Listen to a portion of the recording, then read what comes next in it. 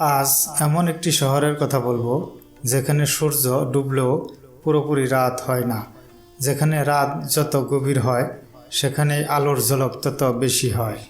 আজ বলবো রাশিয়ার রাজধানী মস্কোর কথা।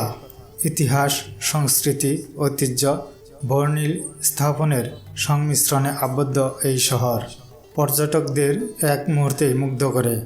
শহরের ঐতিহাসিক স্থাপত্য, সুস্বাদু রাতের খাবার, আধুনিক আকর্ষণ এবং মেহমানের সাথে আত্মীয়তা মস্কো অন্য শহর থেকে আলাদা হয়ে উঠেছে।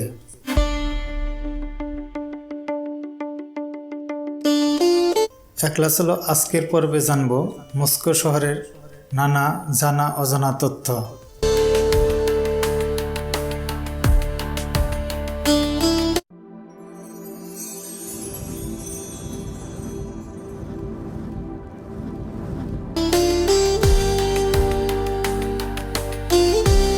পৃথিবীর বৃহত্তম দেশ রাশিয়া এবং তার বৃহত্তম রাজধানী মস্কো, যার আয়তন 2511 কিলোমিটার।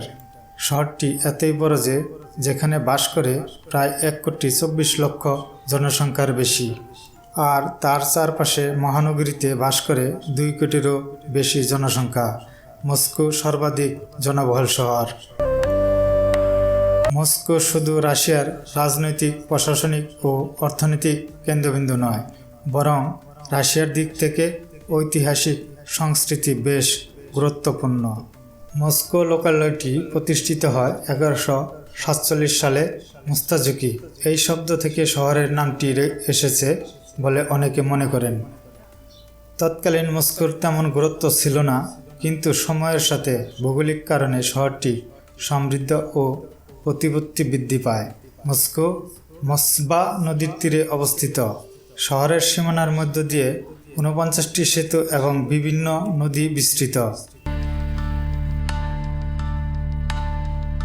1300 শতাব্দীতে কিভান রুশের মঙ্গোলেরা আক্রমণের সময় বাতু খানের অধীনে মঙ্গোলরা শহরটিকে পুড়িয়ে দেয় এবং দখল করে নেয়।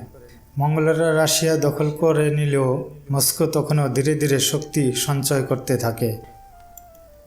1547 সালে চতুর্থ ইভানকে সমস্ত রাশিয়ার জার এবং মহারাজের মুকুট পরানো হয়। এর মাধ্যমে রাশিয়ার মহান রুশ জারতন্ত্র ঘোষণা করা হয়। তখনই